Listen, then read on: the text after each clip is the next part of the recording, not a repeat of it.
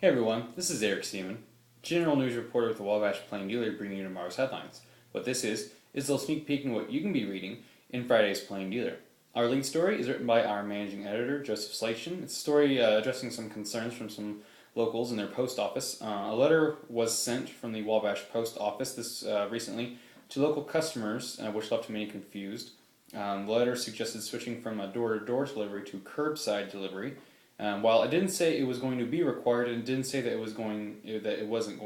didn't say that it was going to be required either.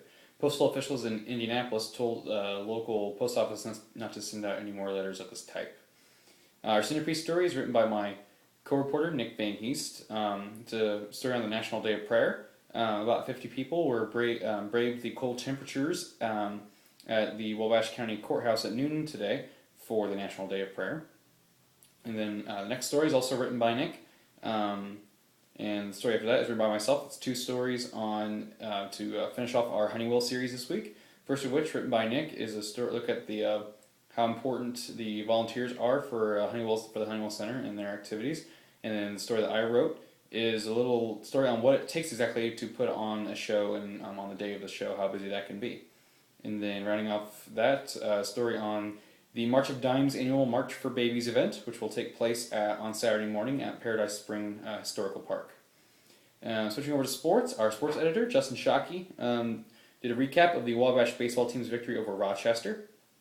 And then he also wrote another story on Grant Sailors. The Wabash senior will be signed to play baseball at the University of St. Francis. And then we also have a recap of the Southwood and Northfield baseball team's wins and the Manchester baseball team's loss in TRC competition recently. And then Justin and Nick Roby over at the Pro Tribune did a story on Manchester softball, recap of the team's loss to North Miami. And then we also have a softball roundup for Southwood, Wabash, and Northfield softball team's losses in TRC competition, along with a recap of the Wabash tennis team's sweep over Rochester and the Northfield tennis team's 3-2 win over Southwood. That's all for today. To check out more about these stories, you can pick up your Friday Plain Dealer, or you can go online at www.wabashplaindealer.com. Until next time, you stay classy, Wabash County.